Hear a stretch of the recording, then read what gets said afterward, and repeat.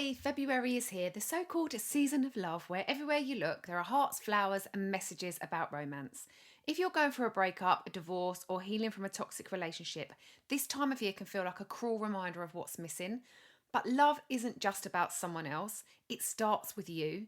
In this episode, we're talking about self-love and how to let go of relationships that no longer serve you, rebuild your confidence and put yourself first. Whether your breakup was mutual, messy or long overdue, this is a reminder that you're worthy of love, especially from yourself. Welcome to The Secrets in the Powder Room, where we share stories and open up conversations about all the secrets women are forced to keep out of fear and shame. I'm Louise Bryant, professional certified coach, intuitive eating counsellor and trauma-informed domestic abuse specialist and survivor. We're here to support you on your healing journey and help you feel like you're not alone. This is not to be a replacement of your own professional, medical or legal advice. This podcast contains adult language and content. Listener discretion is advised.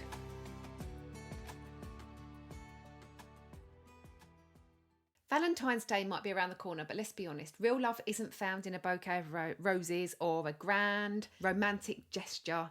Real love is the way that we speak to ourselves when no one is watching. It's the choices you make for your well-being, the boundaries you set and the kindness that we show ourselves when we feel like we're falling apart. So whether you're dealing with a breakup, rediscovering yourself after divorce or still healing from a toxic relationship, this episode's for you.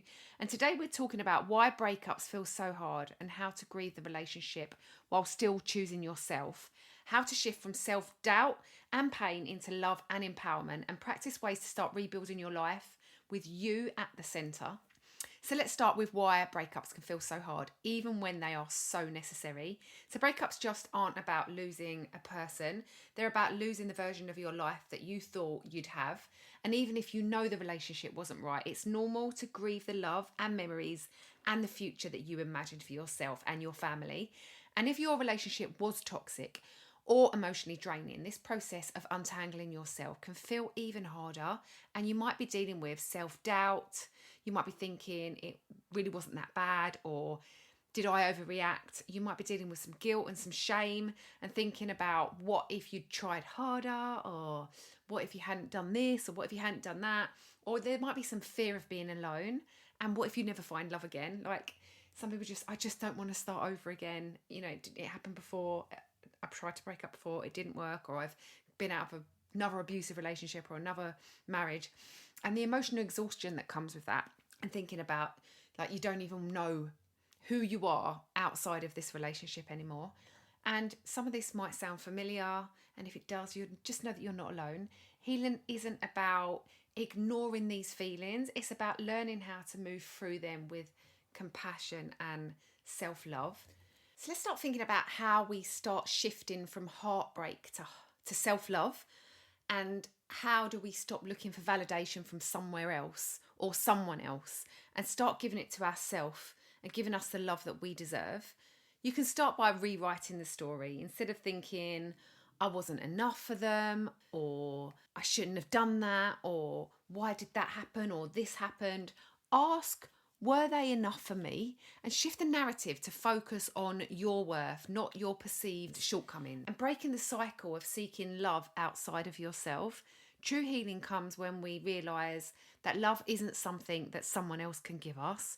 It's something you cultivate within yourself. It's hard. It's a process. It's, especially when someone's made you feel unlovable for so long. And this could even be from childhood. This doesn't have to necessarily come from the relationship. It might be something that you've never practiced yourself before. But you want to prioritise your emotional and your physical well-being. And that's what makes you feel alive. It makes you feel happy and it makes you feel at peace.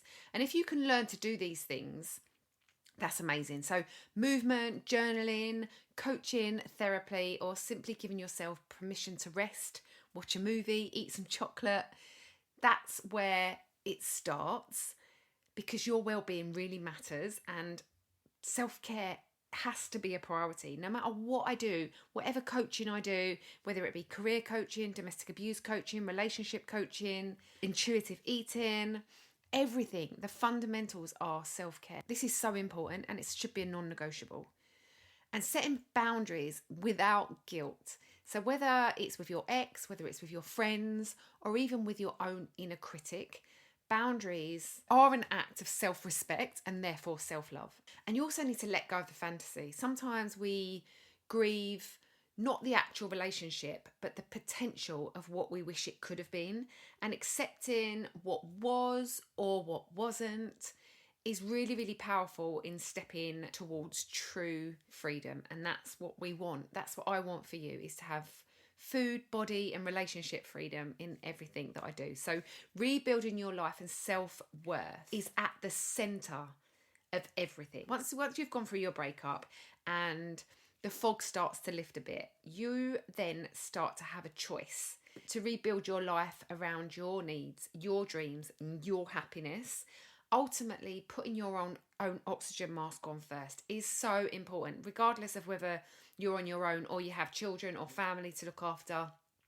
You can't do none of that unless you put your own oxygen mask on first. So this starts by reconnecting with yourself. And who were you before this relationship? And what do you love? What excites you? Now is the time to rediscover that. Or sometimes people that I work with say, I don't know what music I like. I don't know what I want to do for self-care. I don't know what my favourite film is. I don't know what food I like.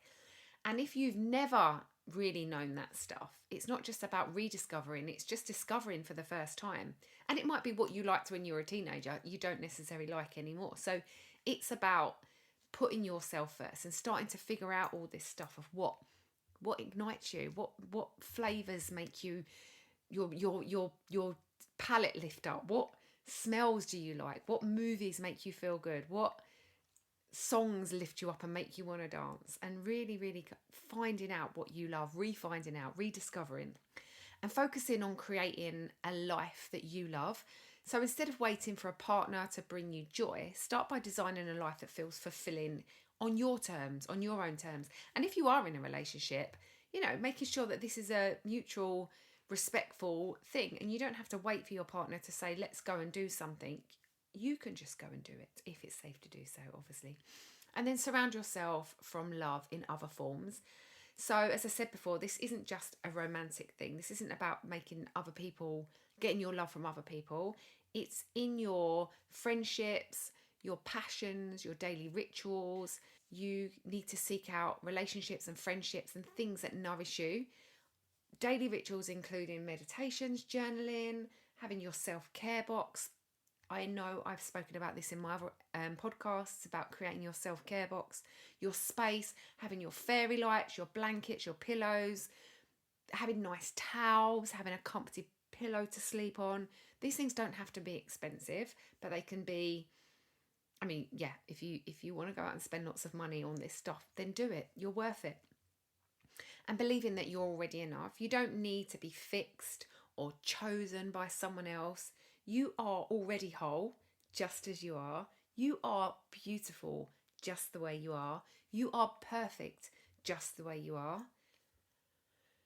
So here are some journaling questions. So if you are dealing with heartbreak or working on rebuilding your self-love or building your self-love, take some time to reflect on these questions. How have you been speaking to yourself since the breakup? And how can you make your inner voice more loving?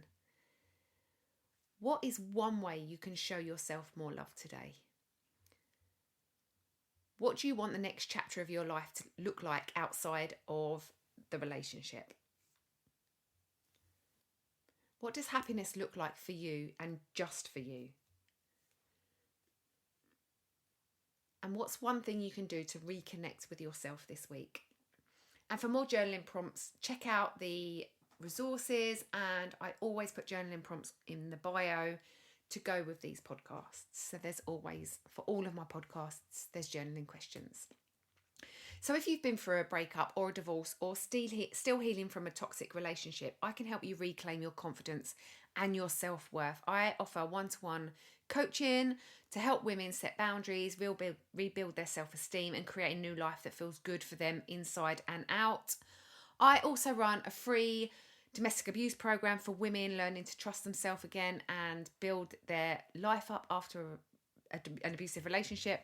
You can check out the links to see if you're eligible to go through one of my programs. And as a free gift, I've created meditation. So check out my website for any free resources and meditation. And let's take the first steps together towards healing and freedom. So thank you for listening to this episode of the Secrets in the Powder Room podcast with me, Louise Bryant. Remember, you're not alone and you are worthy of the deepest love, starting with the one with yourself. And if this episode resonates with you, please subscribe, share and leave a review, as this helps others to find the show and help their healing journey. Until next time, take care of yourself and remember, you are already enough.